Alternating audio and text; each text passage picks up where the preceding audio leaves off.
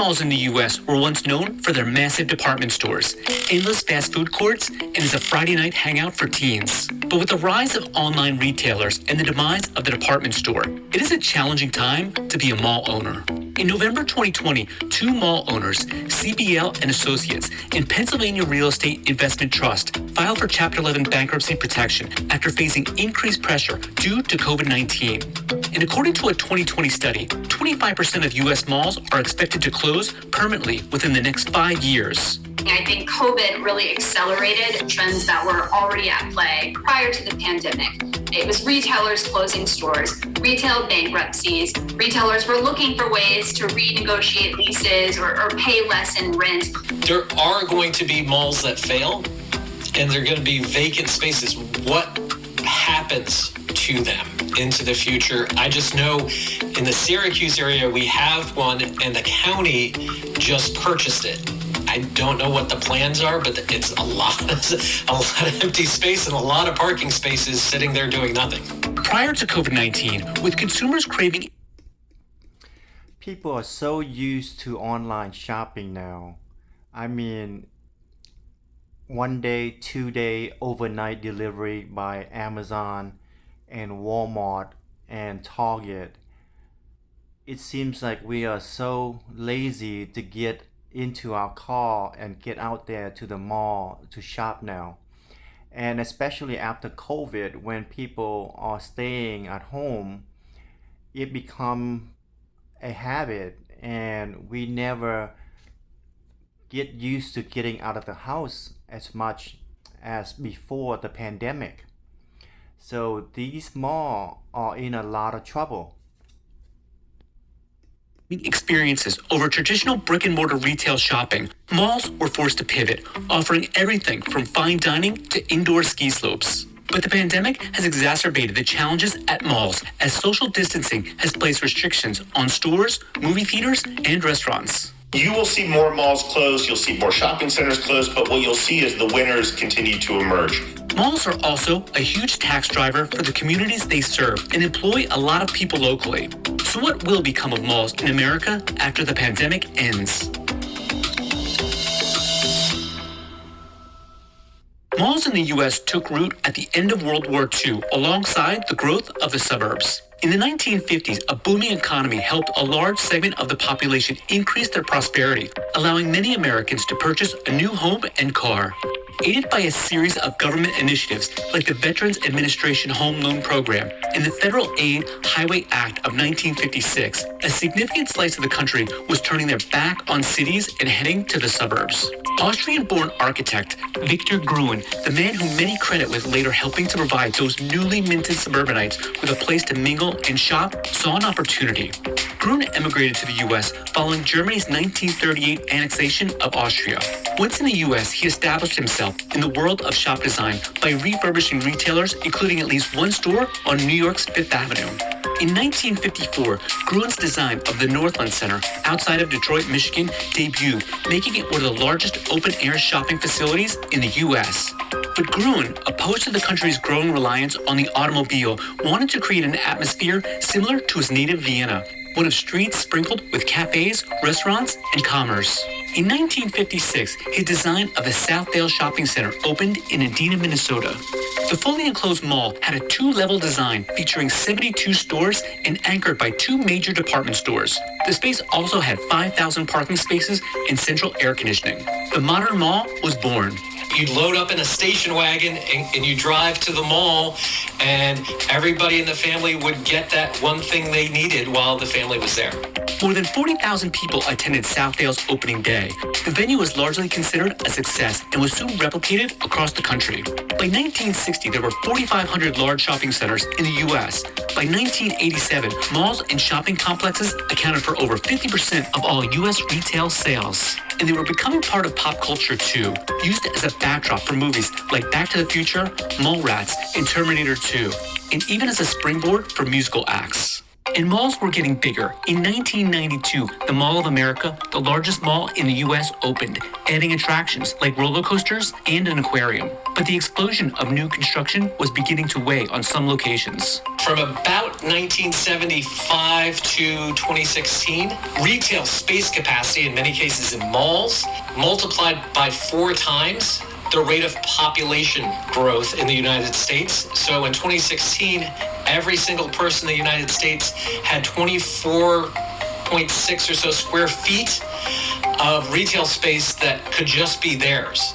The rise of big box stores like Walmart, discount retailers like Home Goods, and the transition to e-commerce weighed on malls too. And this has been the narrative for years now, that we really got to a point where we're overbuilt. We have too much retail space in the country. Now that retailers are growing more of their business online, inevitably that means, they don't need as many stores. So we've seen those store closures. By 2017, there were roughly That is so true. I mean, they started to build so many malls.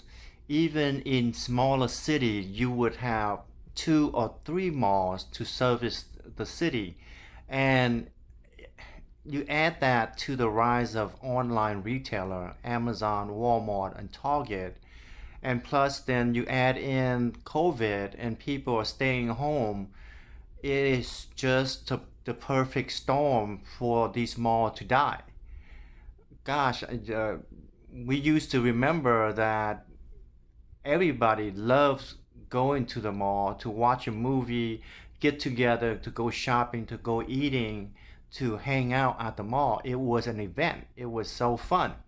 Now, most of the mall that we go to, it's so dead. It's just a changing of a lifestyle that caught totally off guard. 1,200 indoor shopping malls in the U.S. And yet, if you look at retail pre and post the credit crisis, before the credit crisis, people used to walk around in t-shirts that say, I way overpaid for this t-shirt. Suddenly, after the credit crisis, they were all going for these things, the phones, spending thousands of dollars on a phone that they used to get for free. So the point is that people changed their shopping habits, and what needed to happen for the malls is that they needed to evolve as well. According to a 2020 IBIS World Industry Report, the shopping mall management industry in the U.S. is an $18.3 billion business and includes companies like Simon Property Group, Brookfield Property Partners, and Macerich. In general, landlords like Simon make their money from rental income and property management fees. Of the roughly 1,100 malls in the U.S., about 250 are considered Class A malls, the top performers that bring in the most sales per square foot. About 380 are considered B malls, a little more than 300 are categorized as C malls, and the remainder are D quality or lower that could be on their way out of existence. Like a number of their retail tenants, the coronavirus pandemic has had a devastating impact on U.S. malls. CBL & Associates has a portfolio of about 100 properties across 26 states, including a number of B and C rated malls. The company said with tenants not paying rent and others delaying payment, it was forced to file for Chapter 11 bankruptcy protection in November 2020. Pennsylvania Real Estate Investment Trust, which owns and operates over 22 million square feet of retail space in the eastern half of the U.S., filed for bankruptcy protection that same day. Simon Property Group, the biggest mall owner in the country and the largest operator of A-rated malls, including the King of Prussia in Pennsylvania and Roosevelt Field in New York, also saw a steep drop in revenue after some retailers skipped out on rent payments.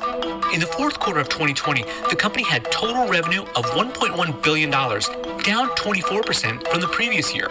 But a healthy balance sheet and a portfolio of desirable locations helped Simon fight back. Retailers deemed non-essential, their stores were forced to shut. And a lot of retailers thought, okay, well, I can't pay rent, or I'm not going to pay rent if I'm not operating this store. And so these mall owners, like Simon, like Macerich, they still have obligations on their end to meet. They have bills to pay. They have loans that, are potentially maturing soon, and debts to pay off. And it really became a problem as retailers like a Gap said, we're not going to pay rent, or we can't pay rent right now. In June 2020, Simon Property Group sued one of its biggest tenants, apparel retailer Gap, for failing to pay more than $65 million in rent and other charges. The company also went on the offensive, buying distressed and struggling retailers. In February 2020, Simon, apparel licensing firm Authentic Brands, and fellow mall owner Brookfield acquired Forever 21 out of bankruptcy for about $81 million. In August 2020, Simon and Authentic Brands bought men's suit maker Brooks Brothers out of bankruptcy for $325 million. In that same month, the pair acquired denim maker Lucky Brand for $140 million. And in December 2020, the company partnered with Brookfield again to purchase JCPenney out of bankruptcy for an estimated $800 million. And Simon placed a big bet on the future of luxury malls too. In December 2020, the company acquired an 80% interest in rival high-end mall owner Taubman Center. Taubman owns 24 malls, including a handful in Asia, that have stores like Tiffany, Gucci, and Prada. But unfortunately, there are a lot of centers that don't fit that high profile and that have lost their competitive edge. The thing about Simon is they've been really focused on maintaining it, and that's both been through a combination of culling the lower productive centers, as well as making sure that they keep investing in their top centers to ensure that those centers remain dominant in their respective trade areas. While malls in the U.S. were struggling and shutting down prior to COVID-19, according to an August 2020 report by CoreSite Research, the pandemic has accelerated that trend. The research group said that an estimated 25% of U.S. malls could close over the next 3 to 5 years. Some experts think that number could go even higher. I think everyone agrees that we will get to a point where there are fewer malls in America. Some experts have pegged that we have roughly 1,100 malls today. Maybe we only need 25% of those. We're already seeing, it's fascinating, the strong are getting stronger, and their vacancy rate is very low, right? It's single digit. And the reason for that is because the tenants are realizing where the traffic is, and they are leaving their traditional, let's just say, mall locations and moving into, stronger malls, whether it be A+. And according to analysts, the locations likely to survive are those well-capitalized A-rated malls that offer more than your traditional shopping experience. The Phipps Plaza Mall in Atlanta, run by Simon Property Group, houses brands like Saks Fifth Avenue and Tiffany's. The mall is opening a Nobu hotel and restaurant in a 90,000 square foot Lifetime Athletic Center and a 13-story Class A office building. The Northgate Mall in Seattle, also run by the group, has shops like Nordstrom Rack and has plans to launch an NHL Seattle corporate complex with 3 ice skating rinks, 1,200 luxury multifamily residences, and hotels. It's not just, hey, we're a mall and all we do is offer mall product, right? We're a retail center. We're a dominant part of the community. How can we make sure we get more than our fair share of the commerce that's in that market? And that's why you see them branching into restaurants, adding things like hotels, self-storage, apartments, office, other uses to the mall. A lot of these malls, as they're finding new uses and a way to repurpose them, it's going to be case by case. I think you have to go into the town, and that's what a lot of these mall owners are doing right now, and seeing what the town needs. Is it a medical office building, or a school potentially, or a church, more office space, or maybe a new residential community?